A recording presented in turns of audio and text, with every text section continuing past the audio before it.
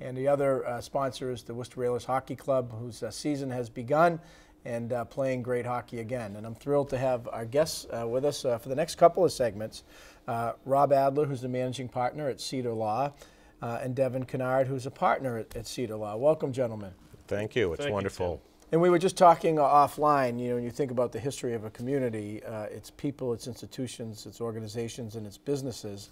And just recently at the Chamber Breakfast Club at Assumption College, we had a pretty significant milestone acknowledged, SederLaw 100-year anniversary. Yes, Seder and Chandler, which started as under Sam Seder, Bob Seder's father, and then was joined by Saul Seder and Harold Seder, has been around 100 years in the city and is part of the history of Worcester and the legal community. And, you know, I say this on occasion. I'm, I guess, a recovering lawyer, but I practiced law in 12 years and still have my license. But, you know, growing up, you talk about two legal legends in central Massachusetts, and, you know, Bob Seder and Buddy Chandler. And then just to learn 100 years, that really is something. And Devon, you're a part of it now, and want to have you jump in here. Well, first and foremost, Tim, thanks for having us, and thanks for having the firm and Rob and I. And being a part of SederLaw and Seder and Chandler and the deep history that this firm has in the city is just an honor. And I can't tell you, having joined the firm recently and joined Rob in the partnership, it's been a phenomenal whirlwind of just tremendous opportunity to capitalize on what the firm has done for the past 100 years and what we plan to do for the next 100 years as we continue to grow with the city and continue to sort of weave ourselves into the fabric for the long-term future. Right, and in that regard, institution on Main Street, Rob, I mean, you've been with the firm for how many years now? So about 30, 30 years. 30 years, and a presence in the downtown, really. I moved from Bowditch, where I started, and I think Devon started at Bowditch and Dewey, which is a great law firm, and moved 2 doors down, literally with a little flatbed with my files down 2 doors.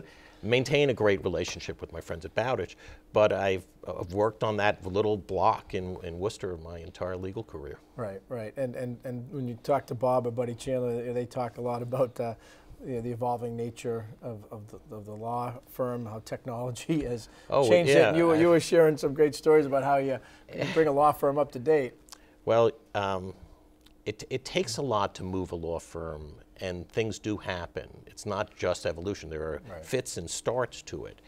The PC era, when I first started, look, at Bowditch they had a Wang computer, mainframe, you had to code everything.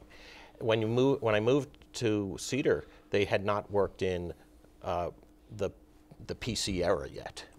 So in the summer, while Bob Seder would take his vacations in France, I would bring in personal computers, and we moved over first to WordPerfect, then to Microsoft Word. But it was a challenge to move your secretarial staff also, who are used to go from steno to computer. It seems odd because we take it for granted. Now most of our work you can do on a phone, a smartphone, and send documents all over the world. Our firm represents clients in the Czech Republic, in England, in Israel, throughout the United States, and we do a lot of work. I have a client flying in from Israel today for a closing of a sale of a business, and a lot of it's been done.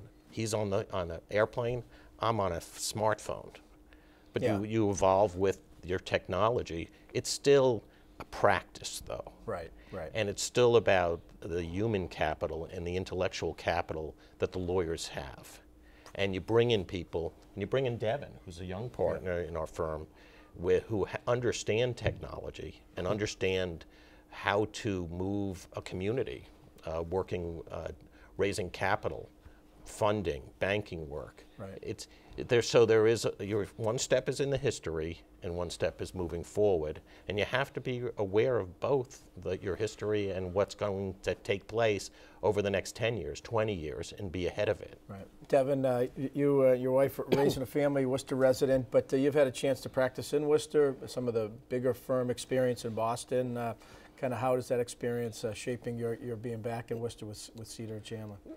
You know, So I did my stint in Boston, literally right downtown, and as wonderful as that was, and the experience that I got being at the big firm, I can't place enough value on, continuing to live in Worcester the entire time, and coming back to a Worcester firm that is so deeply committed to its community and so deeply committed to its long-term clients that the firm has had. I mean, we talk about 100 years, we talk about a centennial, and you look at our firm going from generation to generation with certain clients over the years. And I think that's what makes SederLaw so unique. And that's one of the things I really value about Worcester in general is, we are Worcester, we are a community.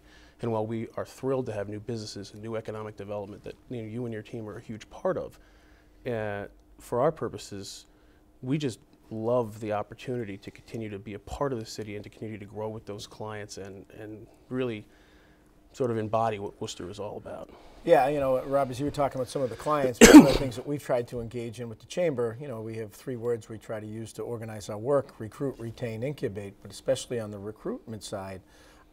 Yes, it's commercial real estate brokers, it's the development community investors, but our lawyers, our legal community is involved in that every day, and our accountants. So how do we work with them to kind of, as companies are thinking about growing, expanding, thinking about Worcester as a high quality, lower cost alternative to maybe Boston and Cambridge, making sure that they have the information about the assets and things that are going on in the community, because a lawyer, as you said, it's is a trusted relationship, and if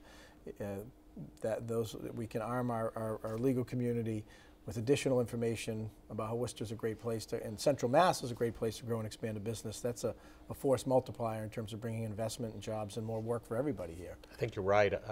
Look, it's a holistic relationship. We're a small law firm. We're 14 lawyers. We can't compete on one level. We don't have 500 lawyers, 800 lawyers.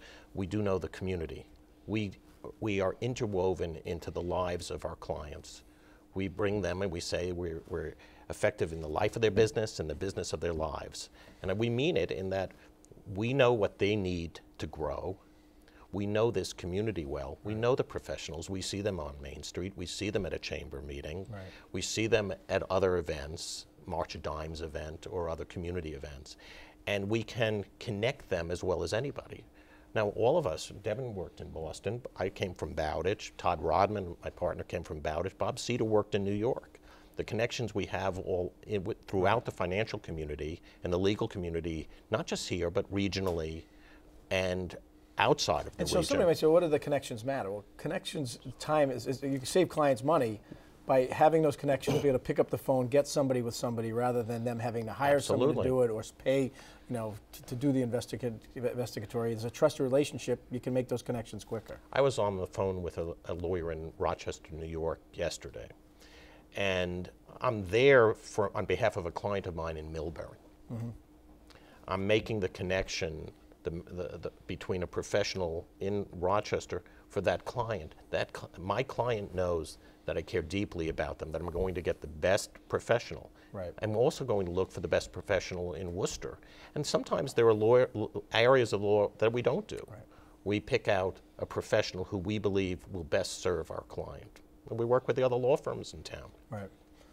And to Rob's point, I think it's very important, those connections that we talk about. I mean, I can't tell you the immense value that an out-of-town client places on being able to reach into the community. They want to come in to do business in Worcester or Worcester County, for example.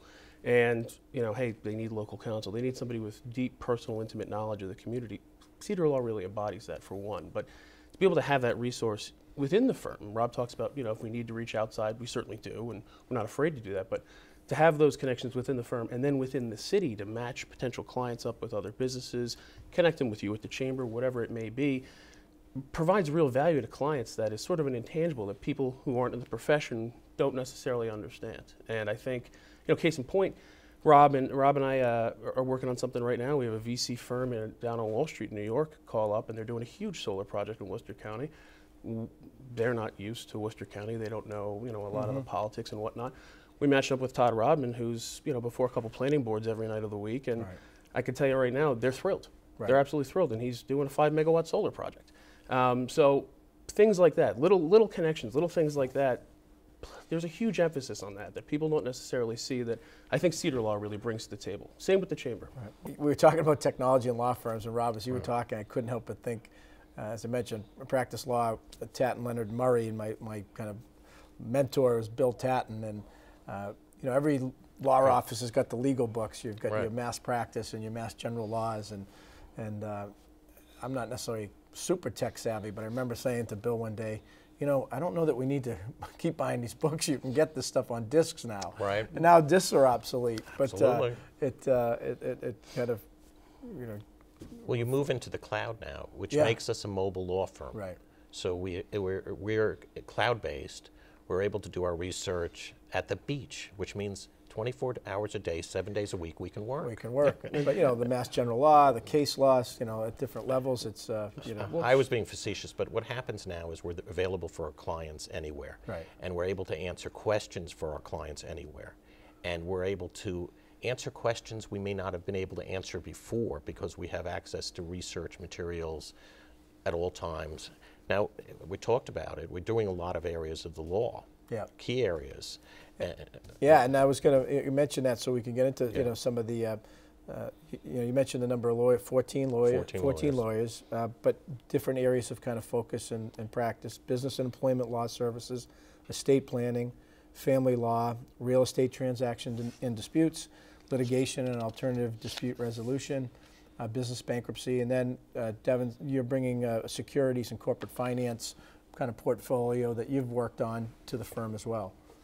Absolutely, and I think, one of the things that Cedar & Chandler has always been known for, in my mind, is certainly its insolvency and bankruptcy practice and its strong history in the finance practice. But to bring my own practice over there, both in corporate finance and the securities work, has been a nice seamless transition, I think, because of the firm's history. And for our purposes, I think it really just bolsters practice areas that we sort of, and Rob has seen as the firm's leader, growing in the future within the city. I mean, as you know, with new businesses coming in, they're going to need financing. As we look at some of the opportunity zones that are going to be opening up and have opened up within the city, and potential opportunity zoned, private investment vehicles and private equity funds, there's going to be a need for securities work there. Devon, I'm going to do a plug. On January 9th, the morning of January 9th, the Mechanics Hall, the Chamber is going to do a panel and a forum discussion on opportunity zones, which is part of the Federal Tax Reform Act that took place. And Worcester's got 5 opportunity zones where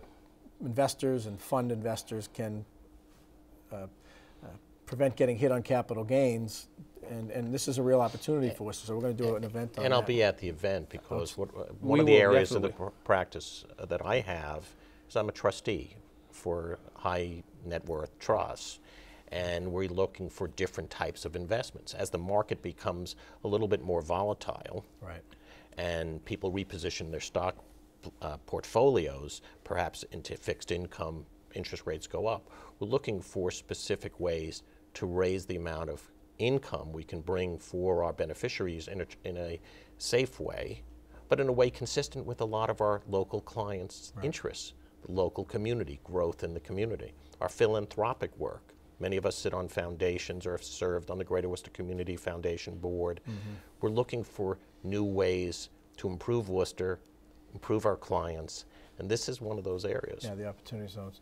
But several other areas of practice, some of it interrelated, mentioned, family business law. Well, business law. Let's just go right there. Forming corporations, bringing them to more levels of sophistication, but being with them and understanding their needs. A lot of times there's employment work. Right. Kurt Binder, one of my partners, is an expert employment lawyer. I do employment law as well. And we have other areas of that. Finance, Bobby Cedar is one of the best asset-based lending lawyers known in Worcester, and for many years. And our associates learn from the partners and become competent in those fields as well. Todd Rodman, who worked in Boston, worked with me at Bowdish, but then went to school at MIT for a degree in real estate finance, worked in a large Boston firm, and then came back to join me in Worcester. Does a lot of sophisticated real estate for pension funds that are buying into the central Massachusetts area, or Massachusetts. But he's also doing work for the CDCs. I think it represents every Community Development Corporation in the city. Right, very important. And it's a great area to work if you're an associate because you get a feel for the city. Many of them are in the opportunity zones. Right. So it works all ways. Now, sometimes businesses have to plan succession plans, and Paul O'Riordan in my firm is a trust and estates lawyer, forming those trusts and estates, and the succession plans, the phantom stock agreements, all of those vehicles for how to keep your staff together as transitions occur in a family. And of course, the worst transition we have to deal with is divorce. Yeah. And Jeff Greenberg is our family lawyer, and he has an associate who works closely with him.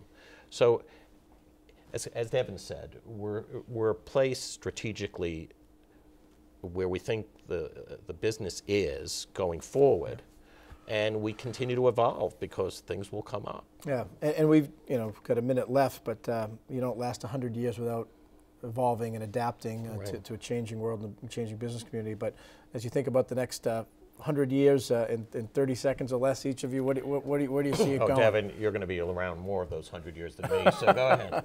Well, first and foremost, as I said earlier, I see investment continuing to come into the city, and for the firm, particularly in the security space, in the real estate space, we're going to need to have some real talent as we continue to grow there. The opportunity zones is a great example, setting up those funds and being able to show that we're committed to our clients to invest in the city. But I also see there could be an economic downturn in the future, and I think the firm, in those times when the markets have flipped and we've had to do some reorganizations and insolvency work, we've succeeded, and we've been there for our clients and others in the city as well. So we're going to be prepared, I think, in those particular areas, and we're not going to grow just for the sake of growing, one of Rob's favorite catchphrases, but I think we're going to grow strategically over the plan, over the long-term plan of the city, and add jobs to the city. We want to be a part of that. Yeah.